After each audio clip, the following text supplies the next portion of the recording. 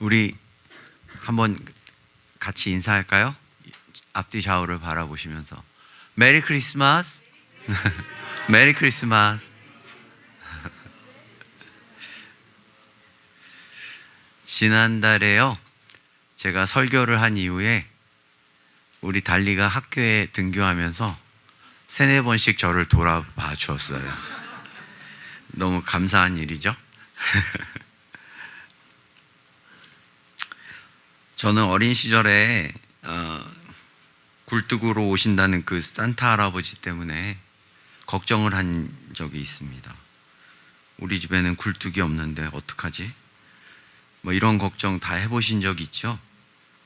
산타 할아버지 얼굴 한번 보고 싶어서 밤새도록 눈을 부릅뜨고 기다리다가 결정적인 순간에 자버려서 산타의 얼굴은 보지도 못하고 다음날에 억울해했던 기억도 있습니다. 성탄절의 참 의미를 몰랐던 저의 젊은 시절에는 기쁘게 죄 짓는 날로 생각한 적도 있었어요. 오늘은 예수님이 우리에게 오신 날을 기념하는 날입니다. 정확한 예수님의 탄생일은 신학적으로도 논란이 있지만요, 누구나 이 날은 아기 예수님이 우리에게 오셨다는 날로 인식하고 있습니다. 비슷한 공휴일로 지정된 것 중에 석가탄신일이 있죠. 그런데 이 날은 그렇게 흥청망청 막 축제 분위기로 막 즐기고 그러진 않는 것 같아요. 물론 전혀 다른 우상을 섬기는 날이 공휴일이 된 것이지만 이상하리만큼 많이 변질된 것이 성탄절이 아닐까 싶습니다. 왜 이런 현상이 생길 것일까요? 만약 이것이 사탄의 전략이라면 사단은 이미 승리한 것입니다. 이 기쁘고 좋은 날을 사단은 철저히 왜곡시키고 1년 중 하루는 죄를 지어도 괜찮을 날처럼 인식하게 만들었습니다. 추운 겨울에 발을 총총대며 걸었지만 어디선가 들리는 그 캐롤 소리 때문에 마음이 따스해지곤 했는데 이젠 뭐 저작권이니 무슨 법이니 하면서 캐롤 없이 맞이하는 겨울도 우리에겐 이제 흔하게 되었습니다. 예수님의 탄생은 삭막한 이 땅에 한 줄기 빛 같은 희망을 내려주셨다는데 그 의미가 있을 것입니다. 아니, 어찌 말로 다 담을 수 있겠습니까? 어떤 말로 그 의미를 담으려 해도 담을 수 없을 만큼 굉장한 사건이 이 땅에 일어난 것입니다. 하나님의 아들이신, 신이신 그분이 저벅저벅 걸어서 우리에게 오셨기 때문입니다. 또 하나 다른 의미를 찾자면요, 아기 예수님은 이 땅에 오셨지만 그 끝을 알고 계셨어요. 이 땅에서의 끝을 알고 계셨다는 겁니다. 다시 말해서 태어나서 너무도 기쁘지만 그 생명이 끝난 날을 이미 정확히 알고 계셨습니다. 몇몇 분들은 알고 계시는데요, 제가 2-3주 전에 겪은 일입니다. 가슴에 갈비뼈와 갈비뼈 사이가 너무 아픈 거예요. 약간 체한 것도 같고 해서 일주일을 견디다가 나아지지 않아서 병원에 찾아갔습니다. 제 배를 눌러보시더니 처음에 초음파를 찍자고 하셨어요. 그 초음파를 보시고 나서 다시 CT를 찍자고 하셨습니다. 그 CT 결과를 보고 나서는 다음과 같이 얘기하셨어요. 큰 병원을 가보셔야 될 것 같습니다. 병원 2군데 이름을 말씀하시며 꼭 그곳에서 검사를 받으시면 좋겠다고, 본인 같으면 당장 가보겠다고요. 드라마에서나 흔히 듣던 그런 말들을 의사 선생님을 통해서 직접 들으니까요, 무슨 일인가 싶었습니다. 아내가 많이 울었어요. 우리 달리가 걱정할까봐 비밀로 하자고 하고 집에 왔는데 박지훈 강도사가 전화 와서 지금 빨리 집으로 올 테니 응급실을 가자고 졸랐어요. 잡혀있던 공연도 2군데나 남아 있었고 올해 남은 목회와 학교 일도 잘 마무리하고 싶었습니다. 그리고 한 가지, 우리가 하나님의 자녀인데 세상 사람들이 무엇이라 하던 그건 세상의 판단이고요. 나는 하나님의 심판에 따르는 하나님의 자녀이다 라는 굳건한 믿음이 마구 치솟았습니다. 하지만 그날 밤에 너무 아파서 믿음과 통증이 공존하는 밤을 보내야 했습니다. 다음 날 진료를 받았던 병원을 다시 찾았습니다. 잡아주신 병원 예약일이 아직 오지도 않았어요. 이번 달 30일이에요. 너무 멀었기 때문에 통증도 더 심해지고 약도 없었기 때문에 다시 찾아갔었어요. 이번에는 아내가 같이 들어가서 소견을 들었습니다. 어제보다 더 심각하게 말씀하시면서 간에 8cm 정도의 크기에 좋지 않은 것이 보인다고 말씀하셨습니다. 제가 약국에 간 사이에 아내에게는 수술을 할 수 있으면 정말 기적과도 같은 일일 거라고 의견을 주셨나 봐요. 돌아오는 차 안에서 아내는 오열했습니다. 다행히 다시 예약 날짜를 잡아주어서 이틀 후에 담도 췌장암 센터로 가게 되었습니다. 처형도 오시고 MRI도 찍고 검사 결과가 일주일 후에 나온다고 해서 일상생활로 복귀하였습니다. 남은 공연도 하고요. 주일에 교회에 나와서 예배도 같이 드리고.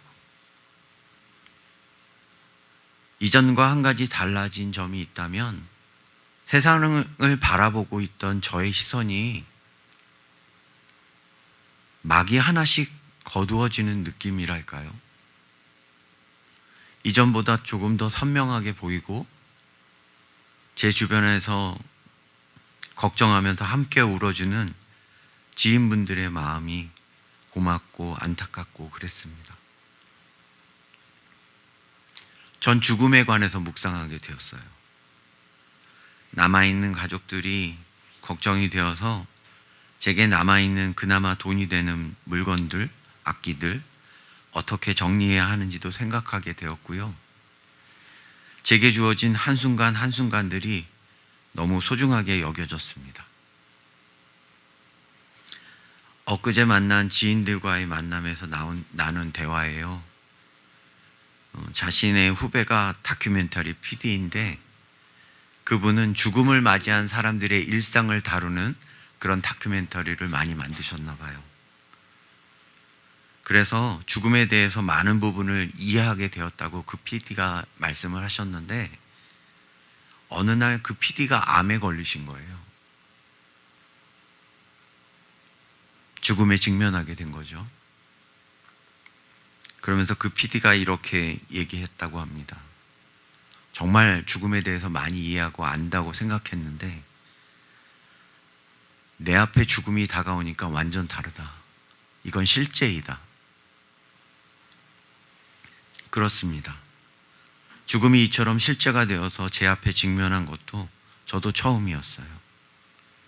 우리가 크리스천으로서 종말론적인 신앙을 가져야 한다고 설교도 하고 죽음을 직면하는 삶을 살겠노라고 다짐도 해보았지만요. 정말 실제와 많이 달랐습니다. 죽음은 현실이 되어 제 앞에 떡하니 서 있었습니다. 그런 실제와 마주하니 그동안 제게 중요하게 여겼던 몇몇 것들이 그냥 중요한 게 아니라는 것을 발견하게 되었습니다. 우리는 인생에서 그렇게 치열하게 싸우고 마지막 임종하는 장면에서 호텔 같은 병실에 누워서 많은 유산을 가족들에게 남겨주며 죽는 것이 우리의 꿈일까? 이런 생각을 해보게 되었습니다. 설령 우리가 많은 돈을 벌었다 해도 그것을 가져갈 수 없는 것을 다 아실 겁니다. 6인실에서 임종을 맞이하나 특실에서 맞이하나 우리가 죽어서 들어갈 곳은 누울 자리, 거의 규격화되어 있는 관 사이즈, 그 작은 곳뿐이라는 말입니다. 오늘 기쁜 성탄을 맞이하여 무거운 주제로 설교하게 되어서 유감입니다만, 크리스천은 죽음에 직면하는 삶을 사는 사람들입니다. 예수님은 삶의 기한을 아셨어요. 그랬기 때문에 우리도 그 삶을 따라가야 하는 것이 마땅하지 않겠습니까? 오늘 우리에게 주신 말씀 속에서 어떻게 해야 제대로 된 삶을 사는 것인지 함께 깨닫는 저와 여러분이 되시길 주님의 이름으로 축복합니다. 오늘 우리에게 주신 요한복음 15장 1절에서 10절까지의 말씀을 함께 읽어보겠습니다. 조금 길지만요, 말씀을 새기시면서 함께 읽으시면 좋겠습니다. 시작. 나는 참 포도나무요 내 아버지는 농부이시다. 내게 붙어 있으면서도 열매를 맺지 못하는 가지는 아버지께서 다 잘라버리시고 열매를 맺는 가지는 더 많은 열매를 맺게 하시려고 손질하신다. 너희는 내가 너희에게 말한 그 말로 말미암아 이미 깨끗하게 되었다. 내 안에 머물러 있어라. 그리하면 나도 너희 안에 머물러 있겠다. 가지가 포도나무에 붙어 있지 아니하면 스스로 열매를 맺을 수 없는 것과 같이 너희도 내 안에 머물러 있지 아니하면 열매를 맺을 수 없다. 포도나무요 너희는 가지이다. 사람이 내 안에 머물러 있고 내가 그 안에 머물러 있으면 그는 많은 열매를 맺는다. 너희는 나를 떠나서는 아무것도 할 수 없다. 사람이 내 안에 머물러 있지 아니하면 그는 쓸모없는 가지처럼 버림을 받아서 말라버린다. 사람들이 그것을 모아다가 불에 던져서 태워버린다. 너희가 내 안에 머물러 있고 내 말이 너희 안에 머물러 있으면 너희가 무엇을 구하든지 다 그대로 이루어질 것이다.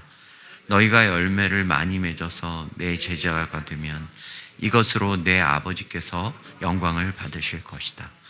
아버지께서 나를 사랑하신 것과 같이 나도 너희를 사랑하였다. 너희는 내 사랑 안에 머물러 있어라. 너희가 내 계명을 지키면 내 사랑 안에 머물러 있을 것이다. 그것은 마치 내가 내 아버지의 계명을 지켜서 그 사랑 안에 머물러 있는 것과 같다. 아멘. 오늘 말씀의 첫 시작을 포도나무와 농부라는 비유를 써서 시작하고 계세요. 이것은 당시 사람들이 가장 흔하게 이해할 수 있는 방법으로 복음을 전하시고 있는 예수님의 친절함을 엿볼 수 있는 대목입니다. 그러니까 예수님 본인은 포도나무시라는 겁니다. 그러니 농부는 누구이겠습니까? 그 포도나무의 운명을 좌지할 수 있는 한 분, 하나님이시라는 것이죠.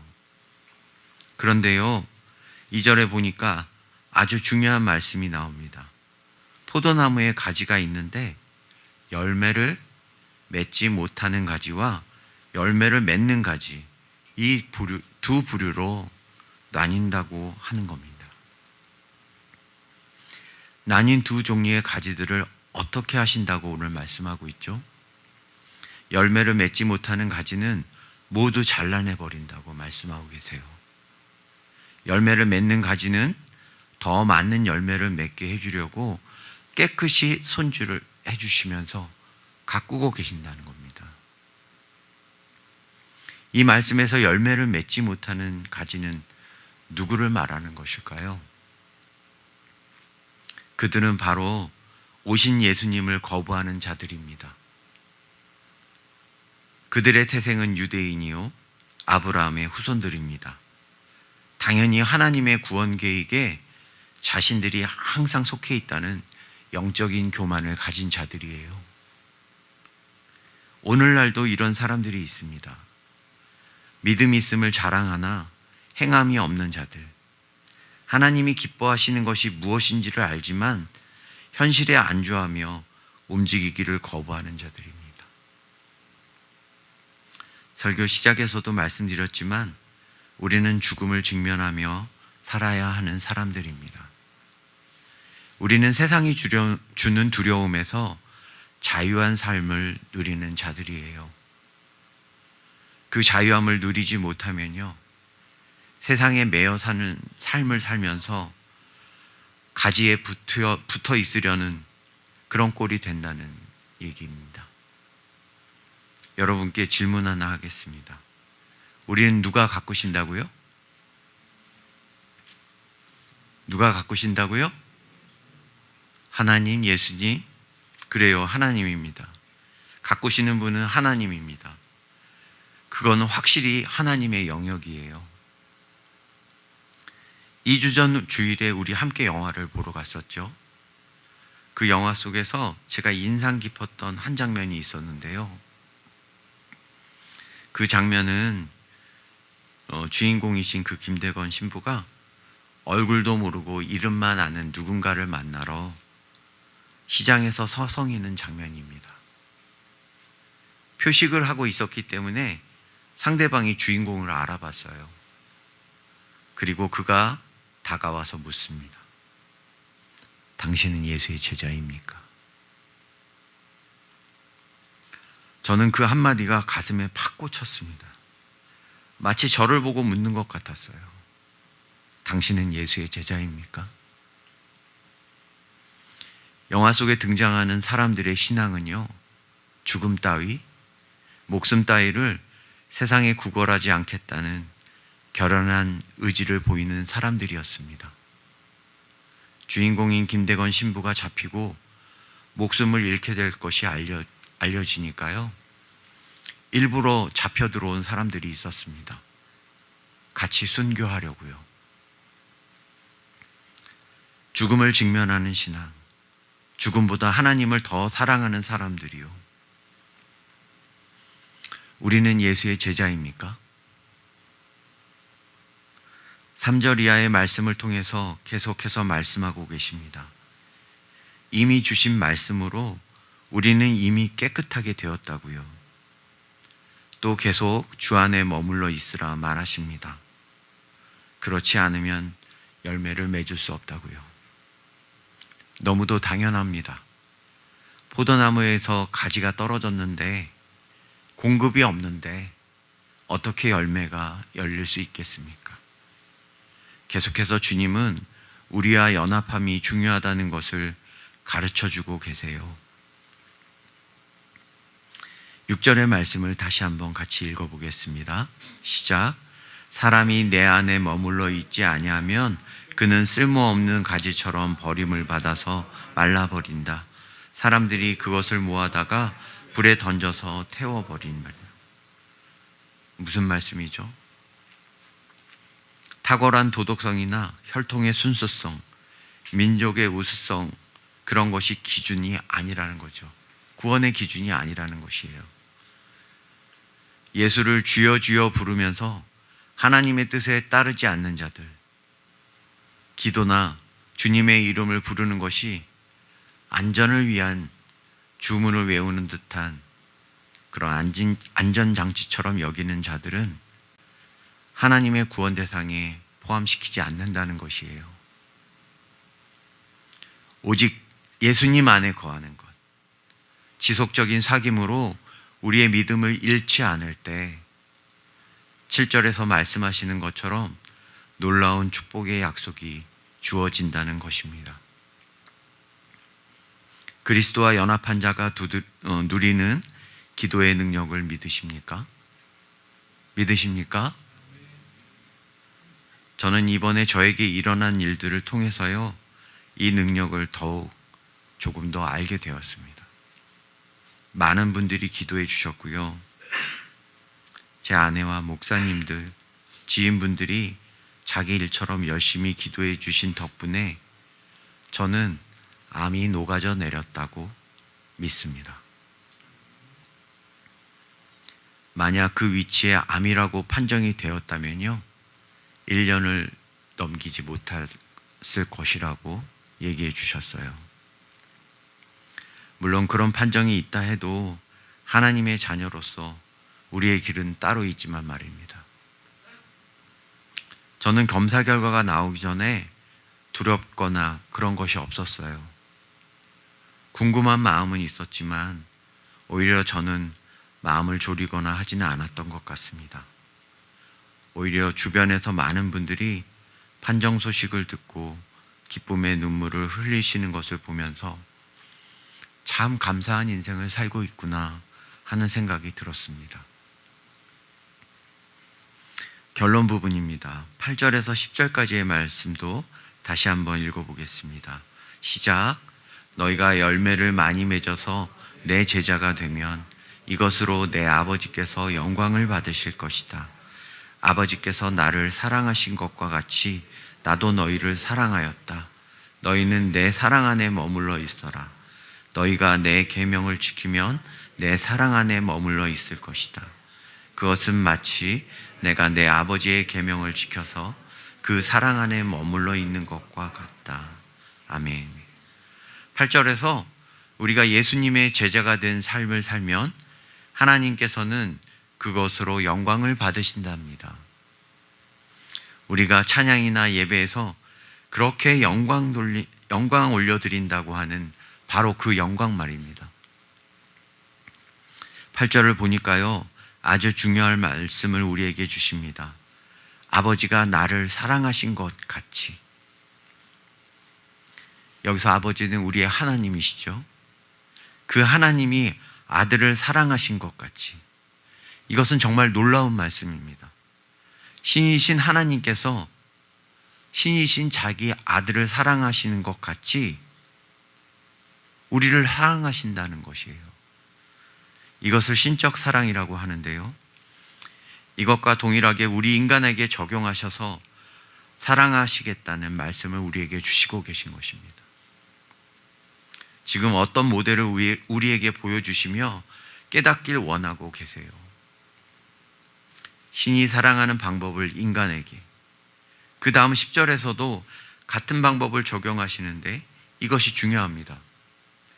예수님이 하나님의 계명을 지켜서 아버지이신 하나님께 머물러 있음 같이 우리도 예수님이 주신 계명을 지켜서 예수님 안에 거해 있으란 말입니다. 그러면 어떻게 된다고요? 우리는 감히 상상조차 할 수 없는 신적 사랑을 우리에게 베푸시겠다고요. 지난 몇 주 동안의 시간이 제게는 두세 달처럼 느껴지는 시간이었습니다. 시간의 흐름이 천천히 흘러가면서요, 아주 자세하게 저를 성찰해 보는 시간이었습니다. 죽음을 묵상하고 열매 맺는 삶에 대해 생각하면서 지난 시간 신학을 처음 공부하게 되었을 때 저의 첫 등록금을 내주신 멘토님이 생각났어요. 그 멘토님이 이렇게 말씀하셨습니다. 기도하는 중에 하나님이 자꾸 우리 남정호 형제님을 목사님으로 만드신다는 음성을 듣고 자신은 순종할 수밖에 없습니다. 꼭 학교에 들어가셔서 공부하시라고. 그러면서 덧붙이셨습니다. 지금은 이렇게 받는 것이 어색할 것이라고요. 자신도 그랬다고요. 그런데 이렇게 받을 줄도 알아야 후에 줄 줄도 알게 된다고 하시면서 말입니다. 나중에 알았지만 그 돈은 그분이 그 달에 지불해야 할 집의 월세였습니다. 어떤 사람들은 이렇게 말할지도 모르겠습니다. 무모하다, 무모해, 어리석다. 자기 코가 석자인데 누굴 도와. 받은 저도 어리둥절했지만 그 경험을 통해서 저도 하나님이 이 세상에서 사람을 통해 일하심에 대한 것을 조금 더 알게 되었습니다. 하나님의 열매는 그냥 맺어지지 않아요. 어느 순간 내 이성과 상식을 뛰어넘어야 하는 때가 올 것입니다. 그런데 그 순간에 순종하는 것, 무모하다 느껴지지만 하나님이 기뻐하신다는 것을 분명히 판단할 수 있어요. 이것이 열매 맺는 삶입니다. 복음은 말로만 전해지는 것이 아닙니다. 준비가 된 자에게는 그것이 아주 효과적이겠지만요, 우리가 살아내는 삶으로 복음이 보여질 때 더 빛이 나는 것 같습니다. 매 순간 마지막인 것처럼 오늘을 소중하게 여기며 주님 안에 거하는 삶을 선택할 때, 때때로 우리는 벼랑 끝에 서 있겠지만 용기 있는 주의 참된 제자가 될 것입니다. 오늘은 예수님이 우리에게 오신 날입니다.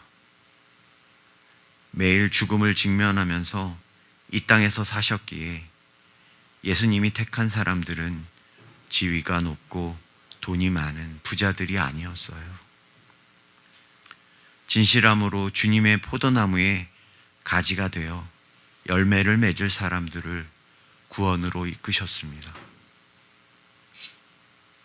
우리는 너무 많이 가졌어요. 너무 많이 알고 있다고 생각하고요. 너무 많이 먹고요. 너무 많은 걱정을 하며 살아갑니다. 주님께서 이 땅에 오신 이유는 우리에게 두 번째 기회를 주시려고 오신 것이 아닐까요? 저는 겪은 일들을 통해서 이제부터가 두 번째 기회라고 확신하고 있습니다. 2023년 경제적인 불황이 다가온다고 하고 삶은 더 힘들어질 것이라는 예상이 있습니다. 그런데요, 그것을 위해 자신의 곳간에다가 많이 챙겨두는 잘못을 하지 않으셨으면 좋겠습니다. 하나님의 뜻을 분별하십시오. 오늘 우리에게 주시는 성탄 메시지는 두 번째 기회를 잡으라는 것입니다. 이전과 같이 살지 말고 하나님의 말씀을 붙잡는 2023년, 주님 안에 더 확실히 거하는 2023년, 주님의 제자가 되는 2023년이 되시길 주님의 이름으로 축복합니다. 두 번째 기회를 주셨습니다. 이전 것은 지나갔어요. 괜찮습니다.